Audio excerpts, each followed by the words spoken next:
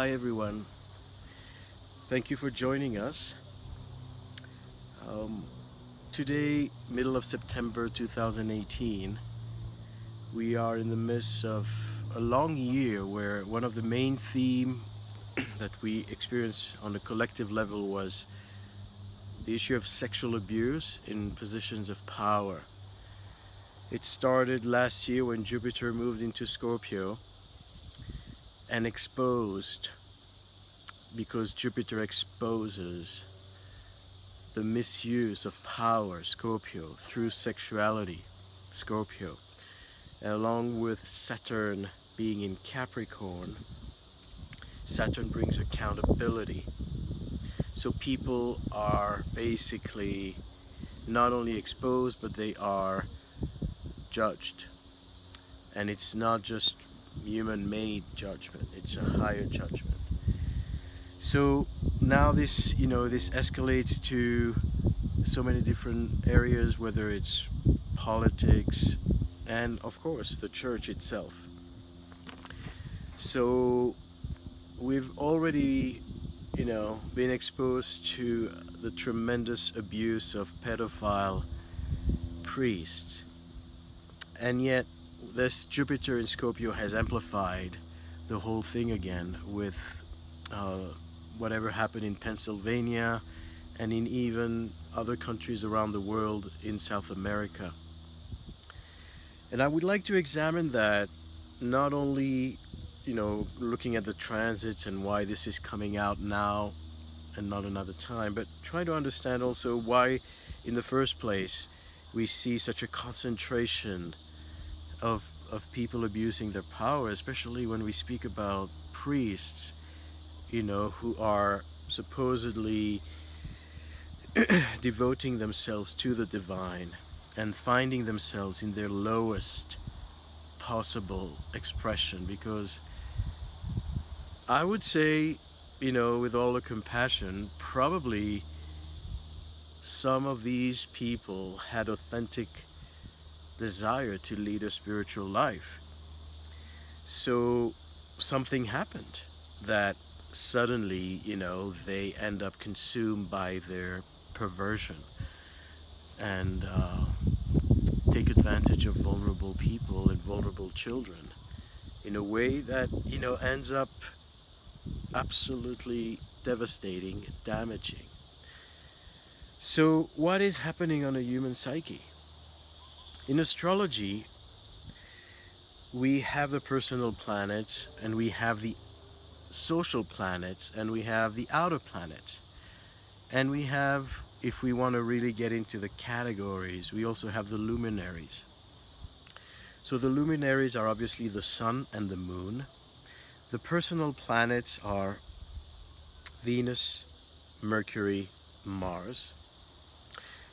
Interestingly, the Earth is between Mars and Venus. So sometimes the sun and the moon are included in the personal planets, even though technically they're not planets. But they speak about our personal development, how we build ourselves in time and space, in the here and now, how we establish our security, how we find our way in the forest, how we gather resources, and how we survive. Then we have our social planets, which are Jupiter and Saturn. And they are a bridge between the personal and the transpersonal, the outer. So the social planets are about establishing ourselves in the greater context of society. And it is about gaining authority. It is about functioning in a system that must be reliable, must work. And this is why Saturn and Jupiter are the great teachers. They are the role models. And I note on that, as we are now in September 2018, Jupiter is about to move into its own sign of Sagittarius, and Saturn is in its own sign of Capricorn. So both these social planets will be very strong. And the call for good leaders will increase because obviously we are not doing well.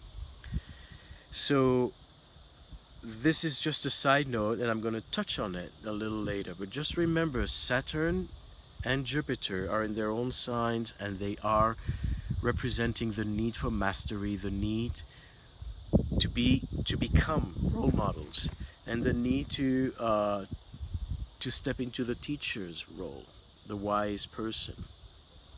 Then we have the transpersonal planets, or scientifically named the outer planets, which are beyond the naked eye visibility. So they were only discovered once telescopes were invented, and these are Uranus, Neptune, Pluto. So what's the transpersonal planets? Exactly what this name says. They are about changing, developing, and transforming our consciousness. So they are about expanding the vessel of our consciousness. So if the personal planets are about build your house brick on top of brick, the social planets are about finishing your house, having your white picket fence, and being the master of your dwelling. And then the outer planet says there are limitations. It's not working properly. We need to upgrade to solar panels. We need a better sewage system that's going to be more effective. We need to change the rules that have served us for a long time. So the outer planets bring chaos.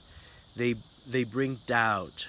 They expose limitation. They shatter our attachments to security. And this is why they are on the one hand the great change makers, but they are also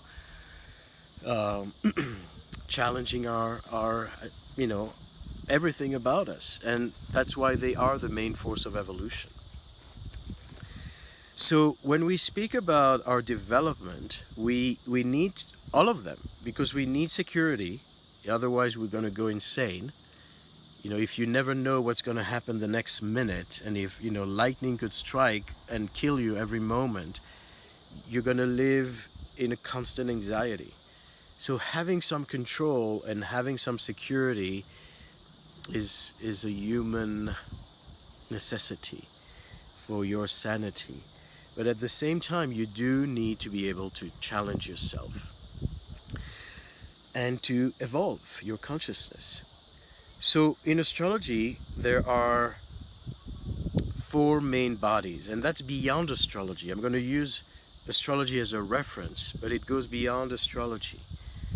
The first body is the physical body, which is ruled by Venus, essentially, because Venus is about incarnation of the soul into the physical Taurus body.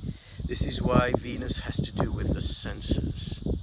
She has to do with pleasure, with being sexual and sensual in our bodies. Then whatever, other planets that rule the physical, also Mars. Mars is the instinct to be, to stand vertical, to be able to face the challenges of life, to fight the bear that wants to eat you, and to basically win the day. So Mars is your battle to stay alive one more day, to do what you need to be doing, and to make it on your own without relying on anyone to save you but yourself. So it's about figuring things out. Then you have the emotional body. And the emotional body is one of the most important one because that's where everything is centralized, really. The emotional body is ruled by the moon, but also by Pluto. And to some degree by the sun. So moon, sun, and Pluto reflect the physical body. So the emotional body. The emotional body is about processing everything. You go through an experience. Are you retaining anything? If it's emotional, if it's integrated through your emotional body, you will remember it. Your memory is your emotional body. Because things that don't touch you emotionally are things you will not remember. So basically, the moon and the sun are the processors. Are you happy? Are you angry? Does it feel good or bad? Are you successful? Are you failing? All these ups and downs are part of your reaction to what's going on in your life. So, let's say someone leaves you, your boyfriend or your girlfriend separates from you. Your emotional body needs to process this. So you need to go through the grieving, you need to go through the questioning, you need to go to a psychologist, you need to go to an astrologer and unpack this, talk about it, understand where it's coming from. And then eventually you breathe and you move on. But you move on differently because something happened to you that marked you emotionally.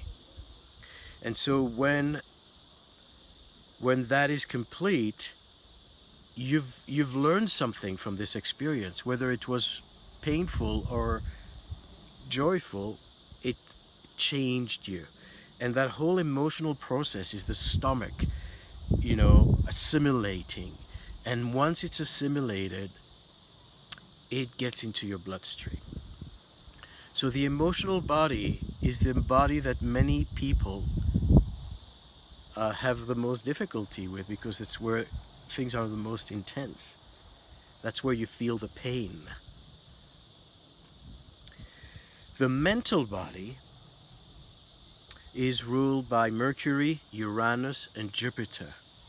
Essentially, I'm simplifying, but just to give you a general understanding. So the mental body is about the ability to objectify.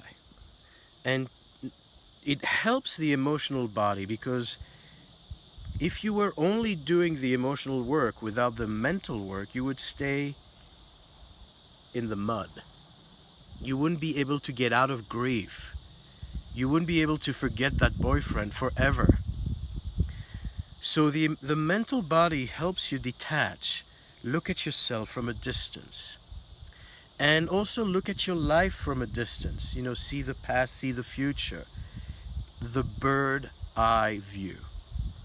So the mental body is about mentally looking at life, analyzing, and getting a vantage point. So the mental body gives you a lot of security because it gives you understanding. And understanding helps the emotions to process, and it helps you move on. So the mental body is also the body that needs to understand everything. What is the name of this flower? What is happening to me? Why is the sun setting at this time? Everything needs to be analyzed in the mental body, because the mental body gives you direction in life. You know what to do, you know where to go, you know who to speak to. And like I said, it gives you perspective so that you avoid the traps. You don't repeat the same mistakes. And then we have the spiritual body. And the spiritual body is ruled by Neptune and Jupiter and Uranus. So Uranus and Jupiter are both mental and spiritual. But the true leader of the spiritual is Neptune. Now, one planet that can also apply to different categories is Saturn. Saturn can apply to the physical body, Saturn can apply to the mental body, and even to the spiritual body. But let's focus on Neptune, Uranus, and Jupiter as the spiritual body. And what's the spiritual body about? It's about having a healthy relationship with life.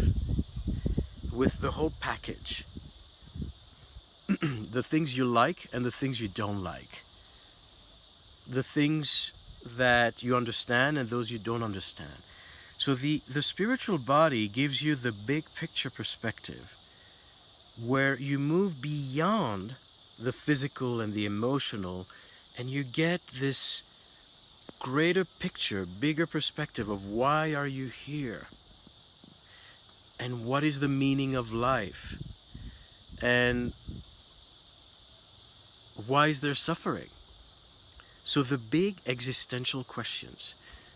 So the big dilemma with the spiritual body is, why am I waking up every morning? Why am I fighting? Why do I eat? Why do I have any kind of ambition? So it's really the fundamental reasons that keep you going. And the spiritual body is also the body that moves beyond the personal. So it's not just about you and your life, it's about life. What are we doing here? Who are we? What's the meaning of life? Where is God? What is God? So the spiritual body is about moving beyond your daily chores and your daily pleasures and having sex one more time and going one more time to work and following this routine. It's about, okay, let's move beyond those details and look at the greater picture. So what is happening is that in our chart we have all of these planets. Sorry, I'm losing my balance. You have all these planets are present, which means we need an integration of all four bodies. And if we don't respond to one of them, we are going to experience problems, crisis. So some people are too much in the physical, and so their senses are taking over, and they want more ice cream and more sex, and everything is about immediate gratification. So if your physical body is not connected to your spiritual body, you become a slave to your own senses, and you become greedy. And you ever want more, and your appetite controls you. When you get stuck in the emotional body, what ends up happening is that you linger into the emotional state and you don't have a way out. So if there's grief, you're going to stay in the grief and have a very hard time to get over things. In extreme cases, it can lead to over-processing and really leading a life that is consumed by emotional intensity. And that can even be strong positive emotions. But then you tend to go from very highs to lows. So you stay in the mud, basically, when the emotional body is not balanced. Then if you are stuck in the mental body, you're always looking at life from above. You're not actually here. You're the one who knows everything but does nothing. And so you're going to have people who are very smart, very educated. You're going to have, people who are teachers, but they're not necessarily walking their talk. And so you can have someone that's very intellectually developed, but they are emotionally arrested. If you're stuck in the spiritual body, you are always in the shanti, and you're always looking for the higher meaning for everything, which is beautiful. But similar to the mental body, you're not actually here. You are not a real person. What I mean by a real person, what makes you a real person, is the physical and the emotional. So if you're too much in the spiritual, you're constantly in a positive state of mind, because everything is fine. Even if you suffer, it's all for the greater good. And you lose your child. Well, your child is in heaven now, so there's no need to grieve. So you're constantly basically bringing everything to the big picture perspective, and you're not going through any emotional or physical processing. That's what we call a spiritual bypass.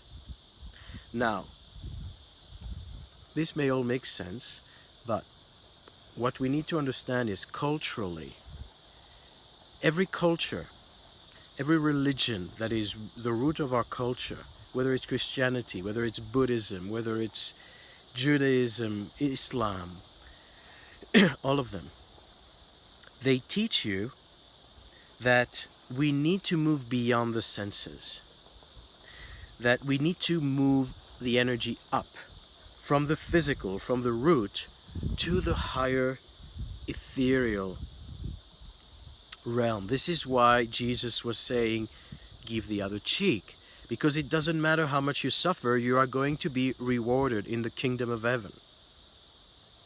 And that's why you have jihadists who are willing to, commit suicide for some kind of greater cause, because there's a spiritual meaning to kill the infidel. So they're willing to commit some kind of, some kind of attack. From their perspective, there's a spiritual reason for it, and they don't mind the suffering. The same thing with Buddhists. One of the important premises of Buddhism is detachment, non-attachment. So don't be attached to your possessions, don't be attached to your job, don't be attached to this. You're basically, what is attachment? Attachment is your emotional body. So there's something about constantly transcending.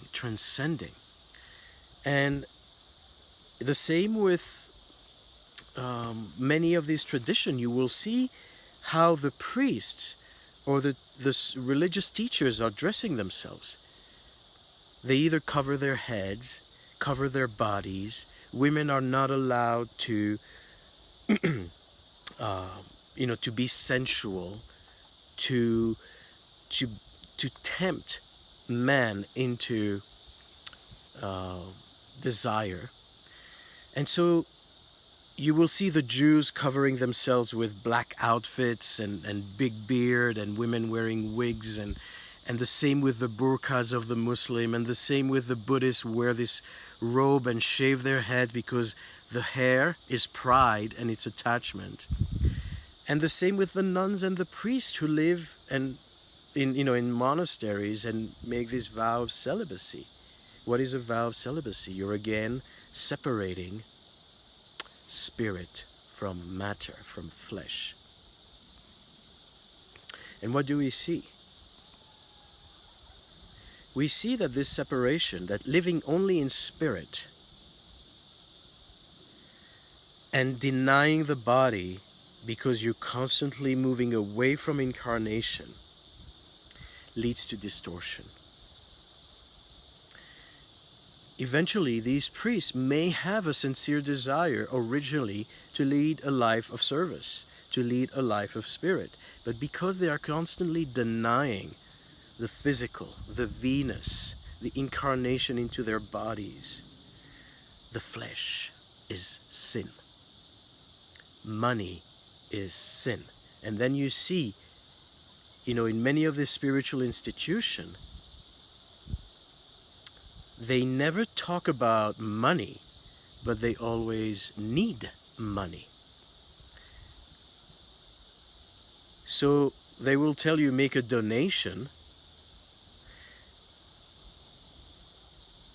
as if it's a service, but they actually need your donation. So they're not straightforward about saying we need the funds to sustain ourselves. So money is evil, it's greed, and body is greed, and food is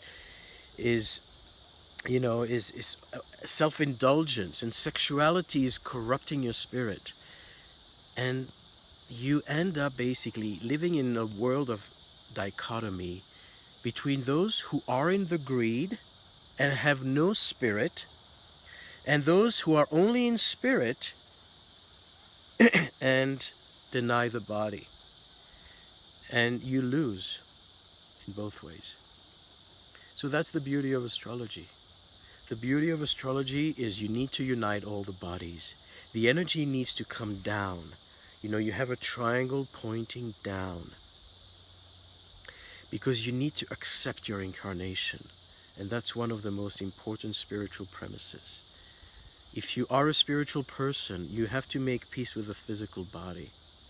But when you are in the physical body, you must never forget the spirit and why you're here in the first place. And where is the integration? The middle point between these four bodies is the heart. You have 3 chakras above the heart, 3 chakras below the heart. The lower bodies, the upper bodies, and the heart is the center. So when you look at a chart, pay attention to this. People who have a lot of 12th house, a lot of Neptune, Jupiter, and Uranus are going to be people who want to move to the higher realm. And people who are very Taurian and very Aries and more in the personal signs will be more in the physical, emotional. And that's what needs to be. So ultimately, like I said, balance is in the heart. And once you balance all these bodies, you naturally love. You don't need to try, it happens. So thank you. I hope this gives you a new perspective. And most importantly, I hope that as a culture we can heal the divide.